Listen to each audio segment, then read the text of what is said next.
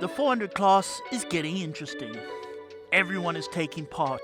4 Japanese manufacturers have one or something close.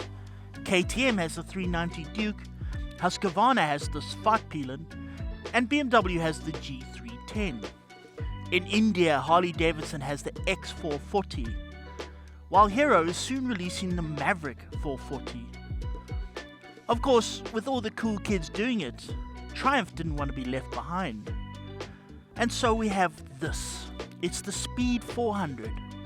And to start off with, it's a little strange. If you look carefully, the dash is a bit weird. So you got this giant round enormous thing that's called a speedo. It tells you the speed. I remember those things. It was like in the old days. When was the last time you saw a big actual speedo shaped like a clock? Now, normally what happens is the speed is written on the digital part, and this big thing is the rev counter. But Triumph seems to have got a bit sort of weird. In fact, the whole clock layout is very weird. So you got the big analog speedo, and then you got a little sort of digital screen.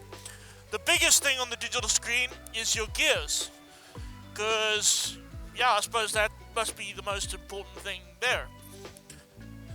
Then the second biggest thing is your kind of trip meter and all your information. There, you can see it there.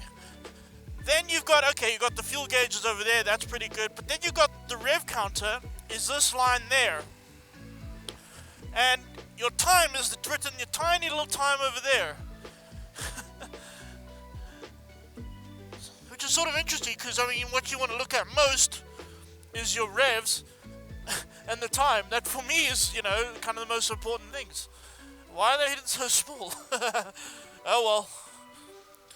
I've always said that the dash designers at Triumph take drugs before they design their dash. Normally it's psychedelic. I don't know what kind of new drugs they're trying out here. But they seem to have got all the information swapped.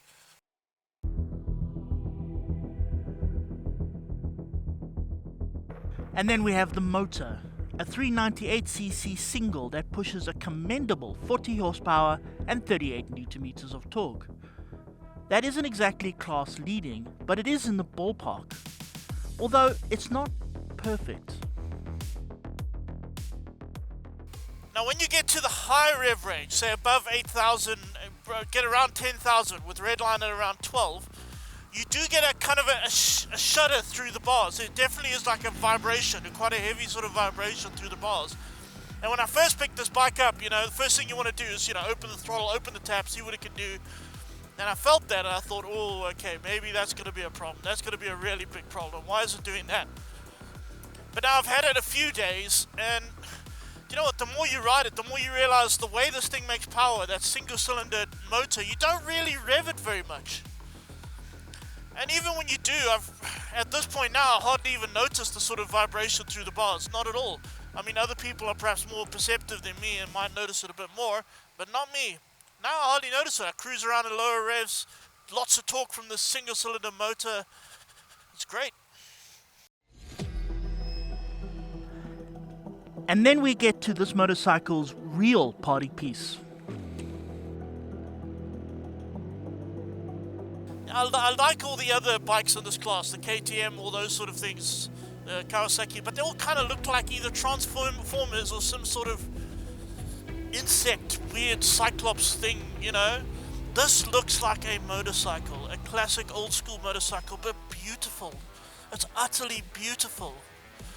And not just from far away. The closer you get, this is Triumph. They haven't kind of, they do this on their bigger bikes, but they haven't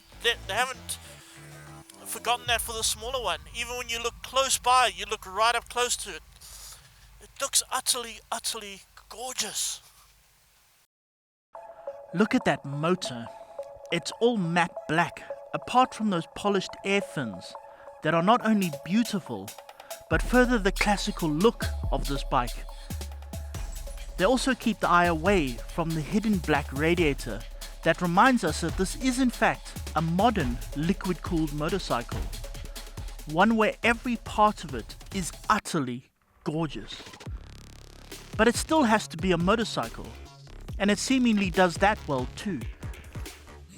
This thing is comfortable, it's really comfortable. It's got this old school seat, It's nice and sort of broad, it's very soft, it's cozy. I wish all the adventure bike manufacturers would see this and take note. Come on, guys. And then the bars are kind of nice. It's like a retro naked motorcycle. There's no wind protection, which is a better thing than some wind protection, because you can put like a little screen and all it does is squirt air directly into your face. And yeah, and this motor, I mean, it's good. Top speed is probably somewhere around 180 kilometers an hour. I got it nearly there, sort of off camera. It can cruise at 160 kilometers per hour. Actually, fairly easily it can cruise. Although in top gear at 160, the revs are quite high. It is singing quite a bit, but it just shows. I mean, this motor is strong. It can rev.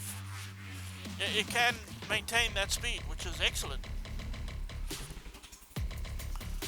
And handy. I mean, it's nothing. Everything is so low down. This bike is so small. It's got a really low seat height. I love the little indentations in the tank, so that you can have more turning circle. It's got an excellent turning circle. You can really zip around in and out of anywhere. And also when you go through corners and that, it just, because it's so small, so low down, it feels like nothing. Tips in a corner is like nothing. Suspension, of course, isn't the most sophisticated, but it never is on bikes of this kin. But it works well enough. That's all good news should you wish to venture beyond civilization and into the great wilderness of open tarmac. But this sort of motorcycle is mostly going to be used in and around town, so it needs to be good at that. And luckily, yeah, the motor, the power output, it's less than some of the others. Even the torque output is a bit less than some of the others. It still feels good. I kind of wish it would be the same, but it doesn't matter. It's sort of the way this thing looks, the way this thing feels. It's like right now, the way I've been riding it, I'm not sitting here going, man, I wish this thing had more power. Because, you know, a bike like this, the way this bike is presented, the way this bike is seen, it doesn't matter. It's got enough. It's got enough for all you need. And it's incredible. This thing is comfortable. It handles really well. It's easy to use. It's priced right. The power is more than good enough, and it is so beautiful. It's so wonderful, beautiful to look at. And yeah, that's sort of triumph these days. It really is. They're becoming quite the big show-offs. They really are. Stop it, Triumph. You're making, dare I say, you're starting to make people look bad. Whew. That's a bold claim.